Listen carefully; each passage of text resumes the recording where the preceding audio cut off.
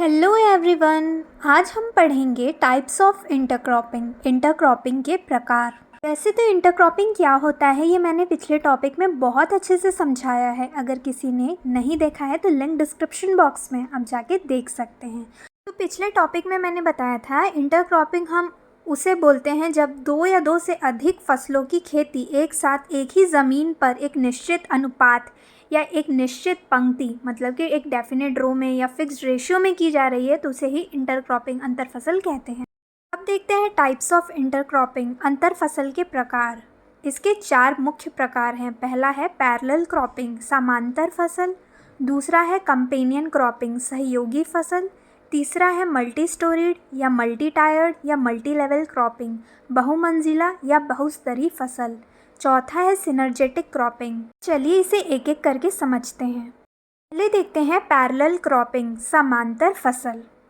Cultivation of crops having different growth habit as well as zero competition is called as parallel cropping समांतर फसल।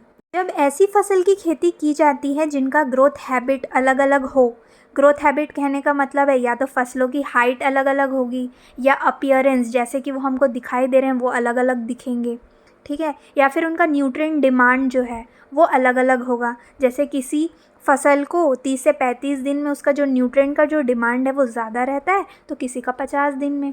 तो इस तरीके से क्या हो, ग्रोथ हैबिट उनमें अलग अलग हो और साथ ही साथ उनमें कंपटीशन भी कैसा हो, ज़ीरो हो। कंपटीशन किसके लिए, न्यूट्रिशन, लाइट या फिर पानी के लिए जो कंपटीशन होता है वो भी कैसा हो, उनमें ज़ीरो हो। पैरेलल क्रॉपिंग को हम एग्जाम्पल से समझ सकते हैं। जैसे कि इसका एग्जाम्पल है ब्लैक या ग्रीन ग्राम प्लस मेज़।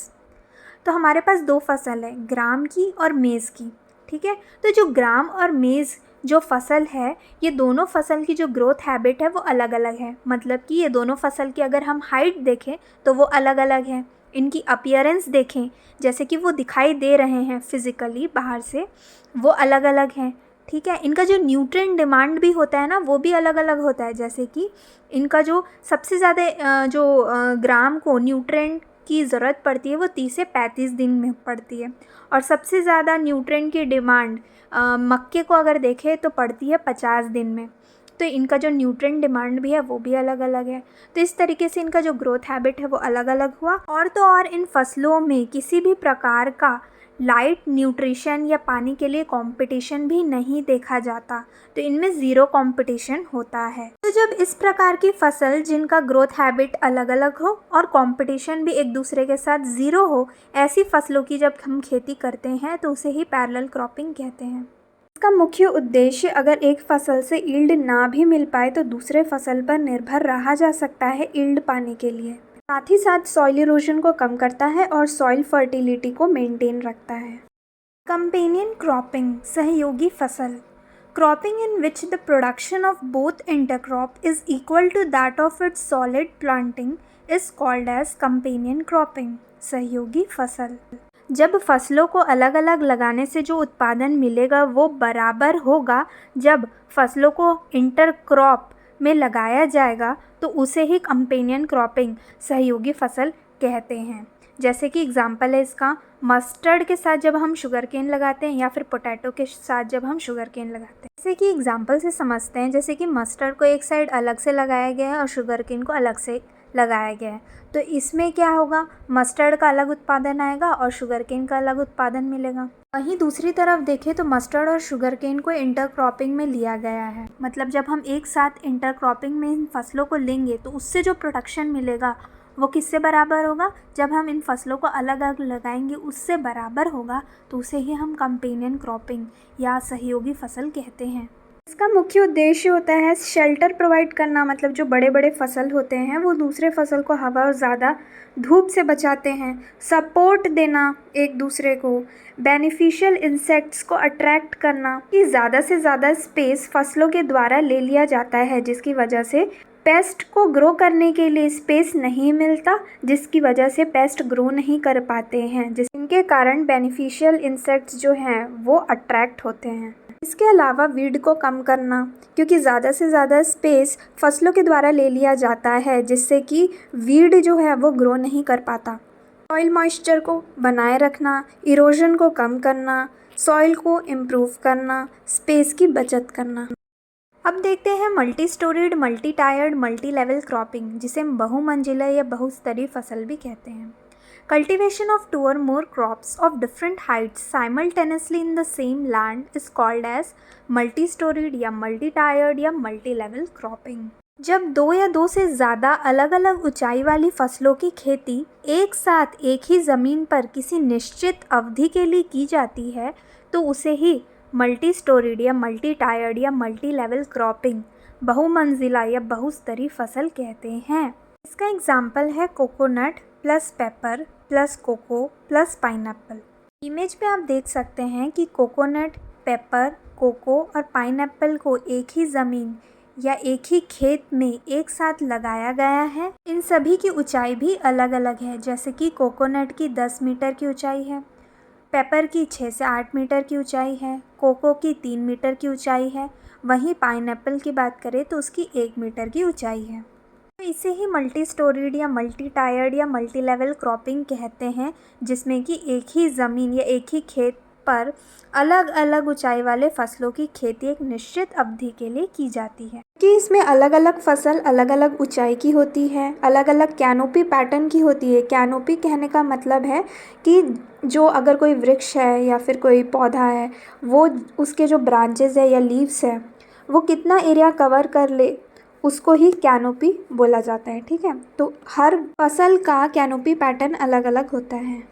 वैसे ही सबका रूट भी अलग अलग होगा, किसी का डीप रूटेड होगा, किसी का शैलो रूटेड होगा। इन फसलों को इस तरीके से लगाने का मुख्य उद्देश्य होता है कि जो हाई इंटेंसिटी वाली लाइट होती है, जो लाइट की तीव्रता होती है ज़्यादा, उसको कम करना, ज़्यादा रेनफॉल को कम करना, सॉइल इरोजन को कम करना, फ्लड को कम करना, और साथ ही साथ जो भी नेचुरल रिसोर्सेज है ना, सॉइल, वाटर, सनलाइट, न्यूट्रिएंट्स, उसका अच्छी तरीके से उपयोग कर लेना। अब देखते हैं synergetic cropping.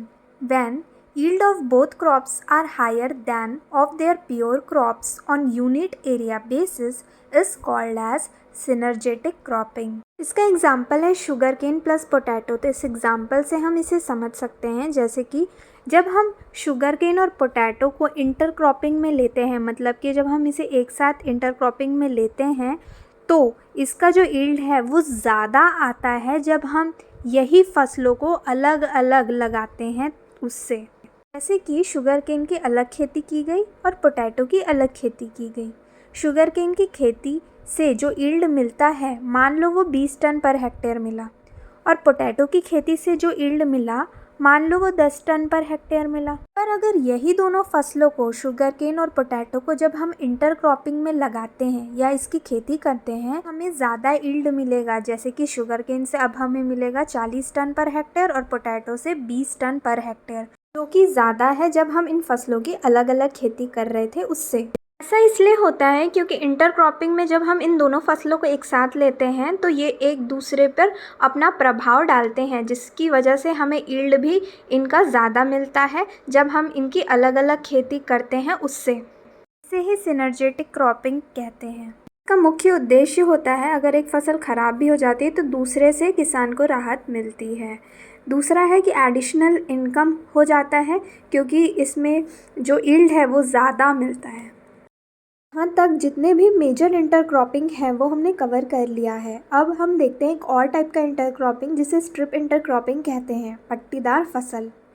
Cultivation of 2 or more crops simultaneously in strips is called as strip intercropping, पट्टीदार फसल। इसका मतलब ये है कि जब 2 या 2 से अधिक फसलों की खेती पट्टियों में, स्ट्रिप्स में की जाती है, जो कि इतनी चौड़ी होती है कि फसलों की खेती अच्छे से की जा सके, मतलब कि टीलिंग, हार्वेस्टिंग या फिर जो भी इक्विपमेंट्स का यूज़ वो अच्छे से किया जा सके, तो इसलिए वो इतनी चौड़ी होती है, पर इतना सकरा होता है कि फसलों का प्रभाव भी एक दूसरे पर पड़ सके। तो इसे ही स्ट्रिप इंटरक्रॉपिंग, पट्टीदार फसल कहते हैं।